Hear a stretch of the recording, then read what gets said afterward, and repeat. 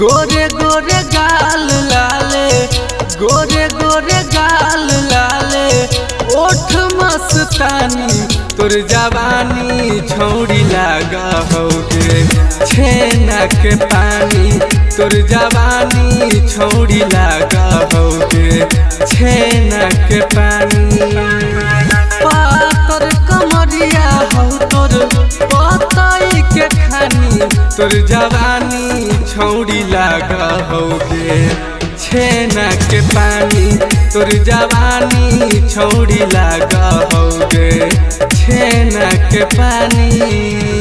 तोर जवानी छौड़ी लागा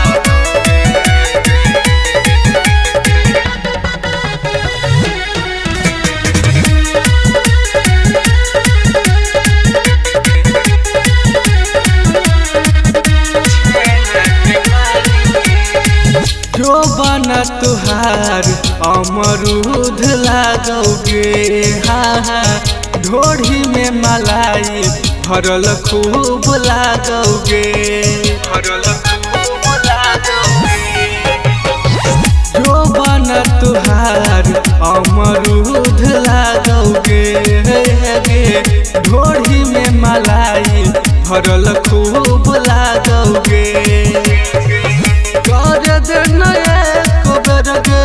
गोरे मन मानी तोर जवानी छौड़ी लागा होगे छेना के पानी। तोर जवानी छौड़ी लागा होगे छेना के पानी। तोर जवानी छौड़ी लागा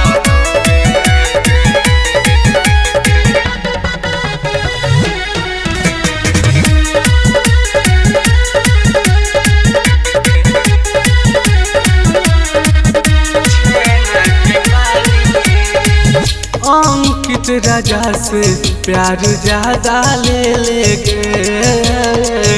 कोरा में आओ आके मजा ले लेगे, आके मजा ले लेगे।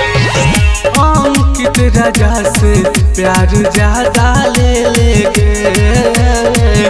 कोरा में आओ आके मजा ले लेगे। बन जोगे सोनू आके दिलावा के रानी। तोर जवानी छौड़ी लागा होगे छेना के पानी। तोर जवानी छौड़ी लागा होगे छेना के पानी।